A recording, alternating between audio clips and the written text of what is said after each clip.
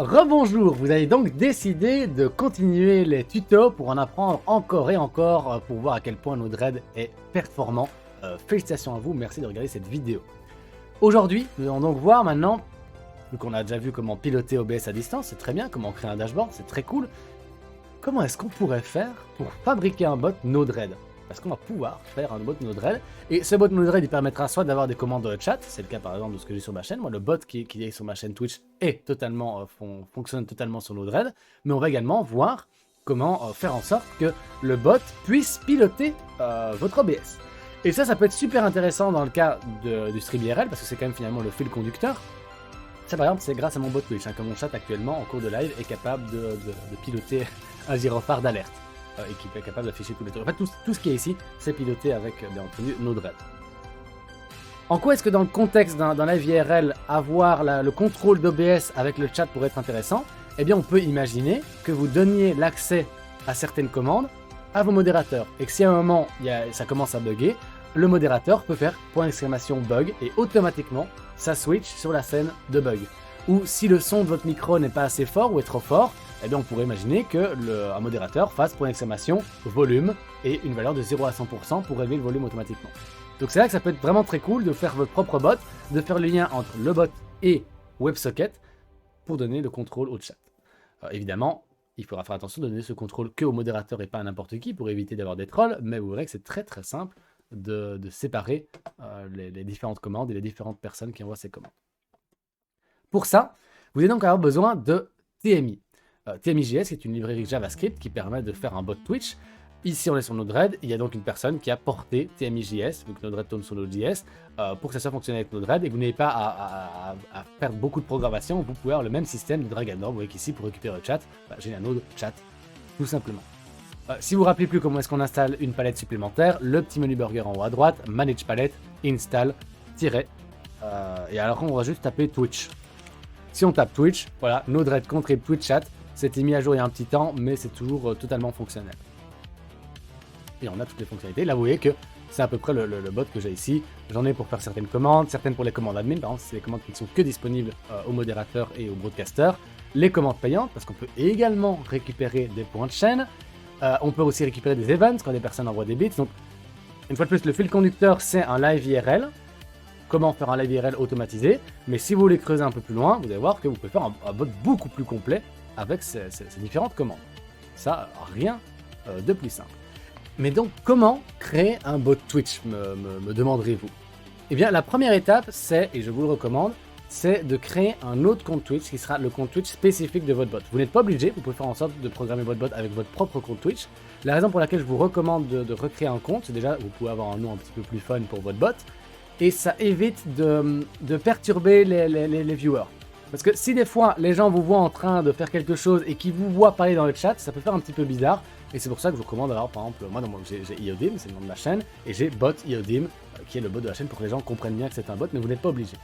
Donc il vous faut un compte Twitch, et c'est tout. Voilà, il ne faut pas plus que ça. Il vous faut juste avoir un compte Twitch, et c'est absolument tout ce qu'il vous faut. Pour aller regarder plus dans les détails, je vous enverrai le lien de la doc, et la doc de Twitch est quand même pas mal faite, elle vous explique comment tout fonctionne. Ne vous inquiétez pas, il y a les gens qui n'arrêtent pas de chouer avec ça, mais c'est totalement normal. Vous avez vraiment toute la documentation qui est disponible ici, et ce sera dans la description. Ce dont vous aurez besoin, c'est d'un compte Twitch. Vous devez vous connecter à Twitch sur votre ordinateur, et après, vous irez suivre le lien twitchapp.com/tmi. Le lien sera en description également. Et ça, vous devrez avoir votre compte qui est connecté, vous cliquerez sur Connect. Il va dire, voulez-vous vous connecter avec votre compte Twitch, le compte Twitch de votre bot bien entendu, et il va vous donner un token OAuth. Vous allez donc avoir OAuth suivi de caractères un petit peu bizarres. Ce que vous allez faire, c'est que vous allez copier ça avec le OAuth inclus. Donc vous copiez ça, voilà, vous sélectionnez, je ne vais pas vous le montrer ici parce que si je vous le montre, je devrais régénérer après, mais vous copiez ce token là, donc c'est juste du texte. Vous le gardez à votre clipboard. Vous retournez ensuite sur Node-RED, et vous allez pouvoir drag and drop à peu près n'importe quel node de Twitch chat. On prend Action, ici, on double-clique dessus, et on va configurer le bot. Ça, c'est mon bot à moi. On va en recréer un, voilà, il s'appelle Démo, et on va l'éditer. Ici, on va donner le nom, donc là, par exemple, c'est bot Démo. Le username, c'est le nom de votre bot. Donc par exemple, ce sera ici bot Démo. Le password, Ça, c'est un peu contre-intuitif, mais le mot de passe, ce n'est pas le mot de passe du compte Twitch de votre bot. Le mot de passe, c'est le token que vous venez de générer à l'instant. Donc le truc avec OAuth et une chaîne de caractères.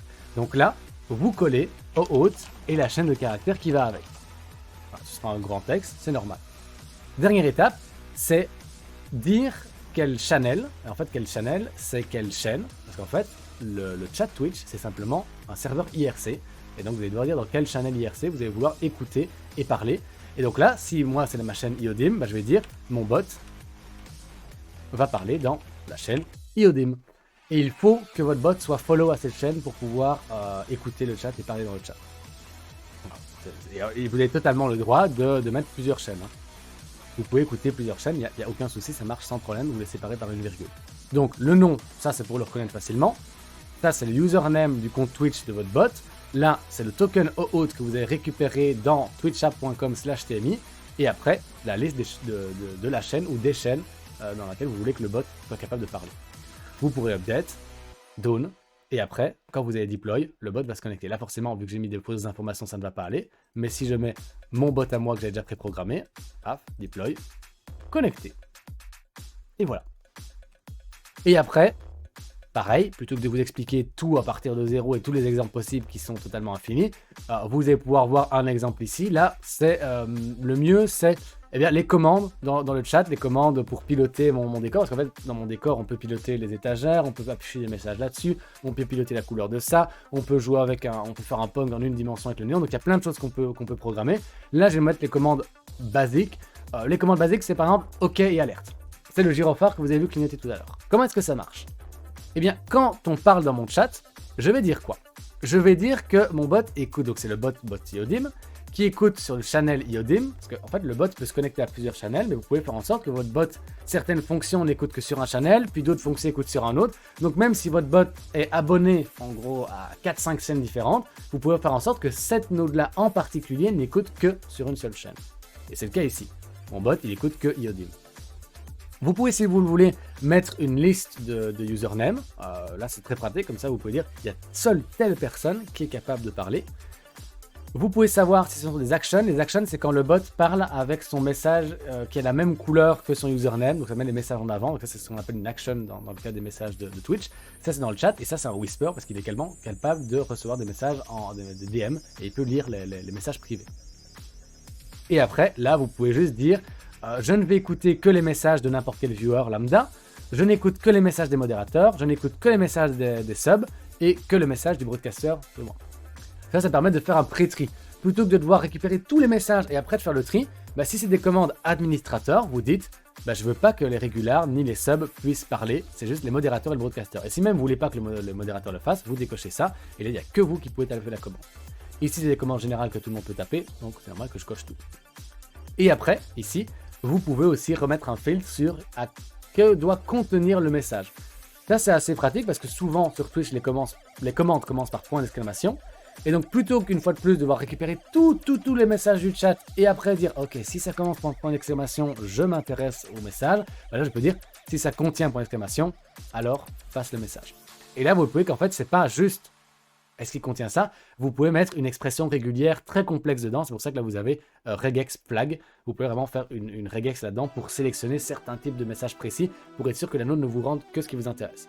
Moi, j'utilise pas de regex dans cette partie-ci parce que je préfère avoir, comme un peu toujours, un système modulaire qui est peut-être moins optimisé, mais qui est modulaire et que je peux facilement copier-coller des parties, les réétendre pour que ce soit un peu plus future-proof. Mais si vous voulez faire une node pour une commande très spécifique avec une regex, vous pouvez les taper sans problème. Donc là, qu'est-ce qui se passe? Si une personne, n'importe quelle personne, tape une commande dans le chat de IODIM qui contient la commande point d'exclamation, alors le message est passé ici. Ici, qu'est-ce que je fais? Je vais mettre le message en lowercase, comme ça si jamais il y a des majuscules par-ci par-là, on met tout ça en minuscule, c'est beaucoup plus simple. Comme ça si jamais j'ai la commande alerte pour le gyrophare, si une personne tape alerte avec une majuscule sur le A, ça marchera. S'il écrit alerte en capital, ça marchera. S'il écrit alerte en minuscule, ça marchera aussi. Et je vais ensuite split avec les espaces, parce que dans certains cas, des commandes vont avoir besoin de paramètres. Pour les étagères, par exemple, c'est point d'exclamation LED, le numéro du slot, 1, 2, 3, 4, et puis la couleur, soit red, green, blue, une valeur hexadécimale ou des valeurs RGB. Donc il faut pouvoir séparer chaque paramètre. Moi je le sépare comment? Avec l'espace. D'où le split sur un espace qu'on voit ici. Ici après ça peut servir dans d'autres cas. Je récupère tant qu'à faire le username. Ça vous inviterait à aller dans le debug vraiment à quoi ressemble le message et pouvoir manipuler un petit peu les différents éléments. Mais ça, vous l'apprendrez en chipotant de votre côté. Et je resetup le channel parce que le bot va devoir répondre dans un channel s'il doit renvoyer des commandes. Et donc, il récupère les informations de Yodim, mais pour être sûr qu'il reparle bien dans le channel Yodim, je le reprécise ici. Donc là, je récupère la commande qui a été lowercase et split en plus petits bouts. Donc là, je vais avoir une liste des différents éléments avec différents index, donc sous forme de liste. Là, je récupère le username de la personne parce que des fois, le bot répond hey, salut, le nom de la personne et lui répond. Et dans quel channel je veux répondre. Donc, 3 lignes toutes simples. Ensuite, je vais trier les commandes. Donc là, je sais que ma commande, c'est un array avec différents index. Et normalement, le premier index, donc l'index 0, c'est la commande. Et là, on a différentes commandes disponibles sur mon chat. Point d'exclamation LED pour l'étagère. Point d'exclamation alerte pour faire clignoter le gyrophare en rouge, c'est ce qu'on va explorer. Point d'exclamation OK pour le faire en vert. Point d'exclamation matrix, c'est une autre matrice qui n'est pas actuellement visible, mais sur laquelle on peut dessiner des pixels, pixel par pixel. Point d'exclamation cadre, c'est le cadre qui est là derrière. Point d'exclamation POG, c'est pour avoir les réseaux sociaux de PogScience. N'hésitez pas à aller regarder ce que c'est PogScience. Et point d'exclamation Protopod, c'est pour avoir les réseaux sociaux de Protopod. N'hésitez pas à aller regarder ce que sont les Protopods. C'est un exemple ici en temps réel. Et ce qu'il fait, c'est simplement si l'index 0 de la commande contient est égal à cadre, ça envoie en sortie 5. Si c'est OK, ça envoie en sortie 3. Imaginons qu'on a fait OK. Donc là, ici, lowercase, split, index 0, c'est point d'exclamation OK. Si c'est OK, sortie 3, le message arrive ici. Et là, eh bien, ça va formater le message. Ici, donc, c'est les commandes pour piloter mes LED et c'est les commandes spécifiques pour mon système d'éclairage de domotique qui se pilote par MQTT. Dans le cas d'un OBS pilotable par le chat, évidemment, ce que vous mettrez dans cette non-function, c'est la même chose que ce qu'on a vu tout à l'heure. Au lieu d'être déclenché par un bouton, c'est déclenché par le chat et vous pourrez véritablement copier-coller le système. Et donc, rien ne vous empêche d'avoir point d'exclamation bug. Si c'est point d'exclamation bug, qu'est-ce que ça fait? Ça va nous mettre sur la scène qui est la scène bug, donc l'équivalent de ça. Donc vous avez juste à remplacer cet élément-là par l'entrée de votre switch. Ça va là-dedans, ça switch la scène, ça met sur bug. Et c'est ça. Voilà. Dès que c'est point d'exclamation alerte, automatiquement, ça switch sur la scène bug. Et si vous voulez que ça soit seulement des modérateurs qui aient accès, on clique là-dessus, on décoche ça, et là, voilà, seuls les modérateurs ont le droit de switcher les scènes de votre OBS à distance. Je vais vous donner un exemple parmi tant d'autres. Si vous voulez avoir plus de démos, j'essaierai de mettre quelques templates dans mon GitHub. Et sinon, n'oubliez pas, vous pouvez me contacter absolument n'importe où. Je me ferai un plaisir de vous envoyer ces flows-là et on peut discuter de ça. Si vous voulez une fonction particulière et vous ne savez pas trop comment le faire, on peut faire ça soit de ça en live, soit il suffit d'expliquer le problème et on devrait pouvoir s'arranger. Mais le mieux, c'est quand même que vous essayez un peu de chipoter avec tout. Et vous voyez que c'est quand même pas compliqué. Là, c'est des petits trucs à cliquer. Là, c'est 3 lignes.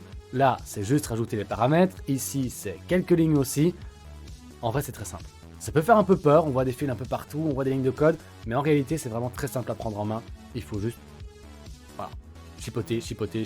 Et au final, on se trompe, on corrige, on se trompe, on corrige. Et on finit par y arriver de façon automatique. Ça, c'était pour la partie Twitch TMI. Mais le problème, c'est que Twitch TMI, il fait des choses, mais il fait des choses qui n'interagissent qu'avec le chat. Si on veut récupérer le nombre de viewers, comme je l'ai pour mon compteur ici, qui se trouve là, le nombre de viewers, mais comme je l'ai également fait avec ici un compteur de viewers physique en récupérant en vieux des millimètres, comment est-ce que je fais pour récupérer le nombre de viewers? Comment est-ce que je fais pour récupérer l'état du live? Comment est-ce que je fais pour récupérer le nombre de followers? Ça, malheureusement, TMI n'est pas capable de le faire. Et donc, ce qu'on va devoir faire, c'est parler avec l'API de Twitch, qui est différente de TMI. TMI, c'est IRC. L'API de Twitch, c'est des requêtes HTTP.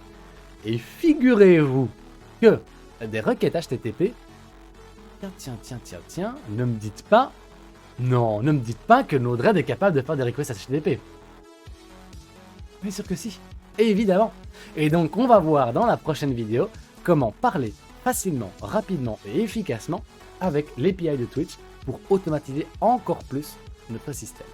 Si ça vous intéresse, on se retrouve dans la prochaine vidéo.